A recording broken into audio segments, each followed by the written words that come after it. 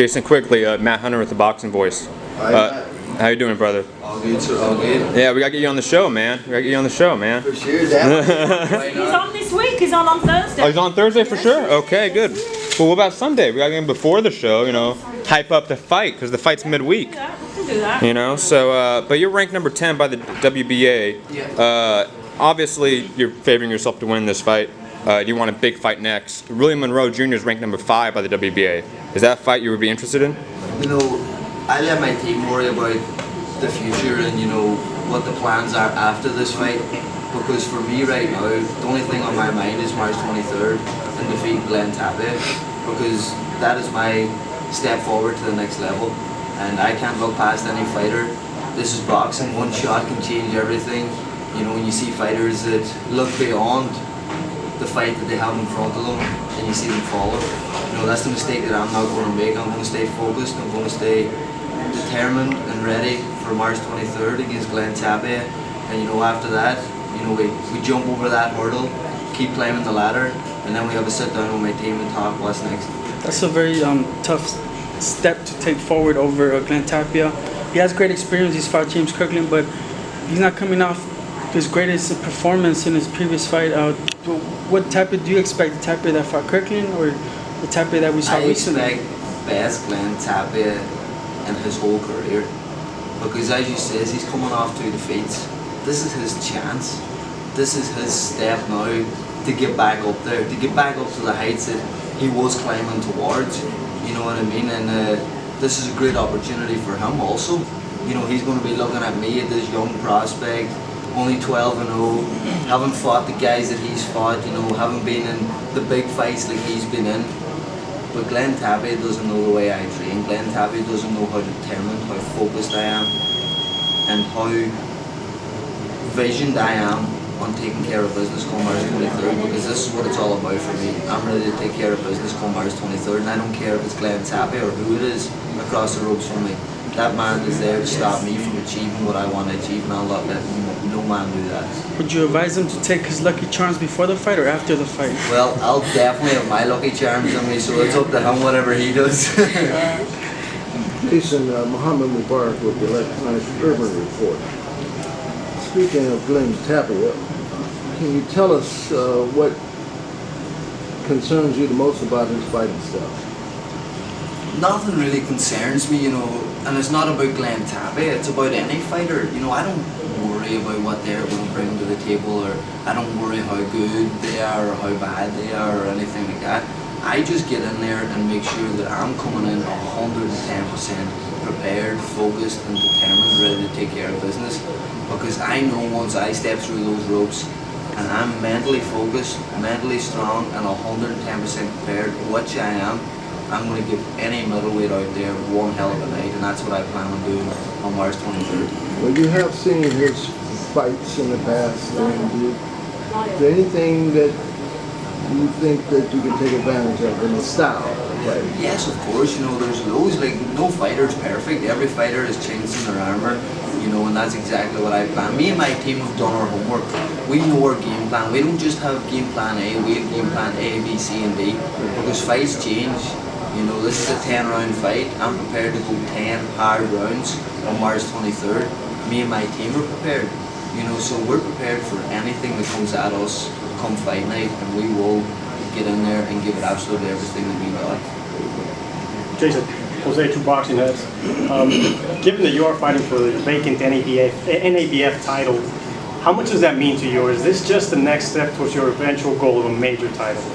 This is my next step. You know, this is, of course, it's more important than my previous fights because it's a belt on the line. You know, it's going to help me keep climbing that ladder even higher and getting closer to achieving the goals that I've set out for myself. So, of course, there's more on the line for this fight, but every fight I prepare as if it's my world title fight, because deep down inside it is. It gets you that one step closer. If you don't pass that hurdle, you're not getting any closer to the world title fight. So every fight I get into, I prepare and I train and I mentally focus myself as if that is my world title fight, so that I am 110% prepared to take care of business. How does it feel to headline the first Golden Boy ESPN card on this new deal?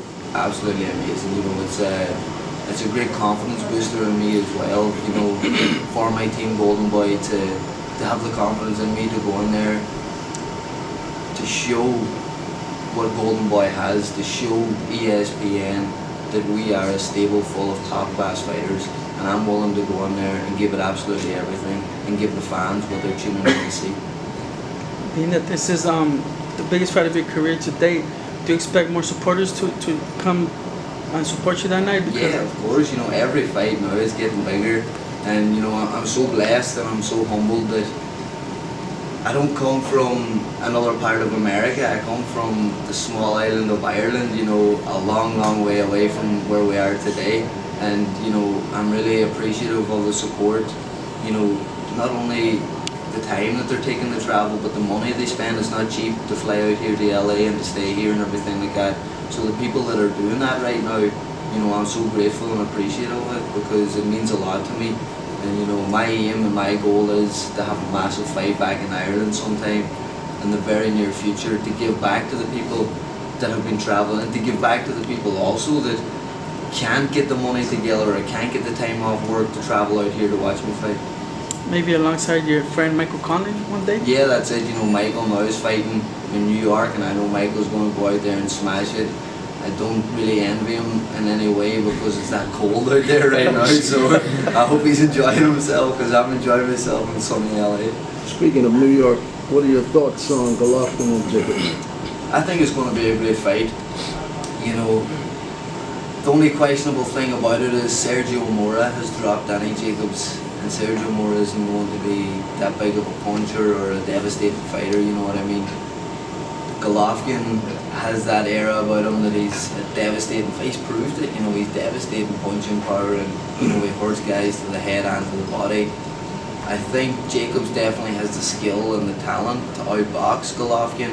Whether he can keep him off and whether he can sting him and hurt him, to make Golovkin think twice about coming forward, that's another question.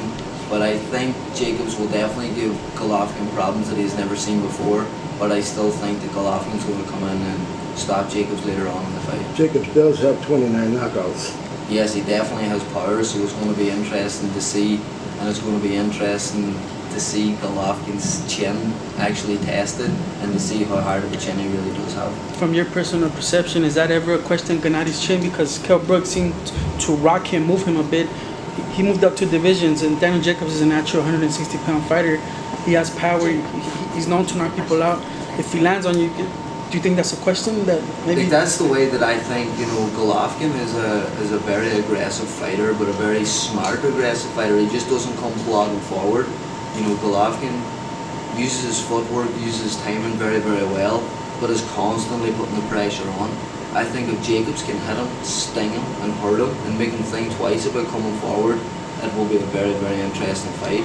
But at the end of the day, you know, Golovkin has proven himself over and over again, and it's a big ask for Danny Jacobs. How do you like Southern California? What can I say? You know, coming from the likes of Ireland, of course, it's my home and I love it.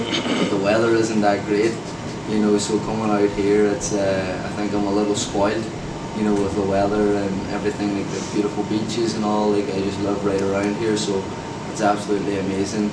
And actually, when I first came here, I had to get it out of my head that this wasn't a holiday, this was training and this was business, you know. So I'm here now 3 years in July, so I have all the holiday phase over me, and I'm into hard work right now.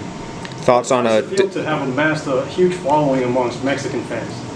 That, like, you know, if anybody, you know, if any of you know me that well, the reason that I got into boxing was because of Marco Antonio Barrera, and to have the support from the Mexican fans is absolutely unbelievable, because Mexican fans are real boxing fans, you know what I mean? They love the sport. They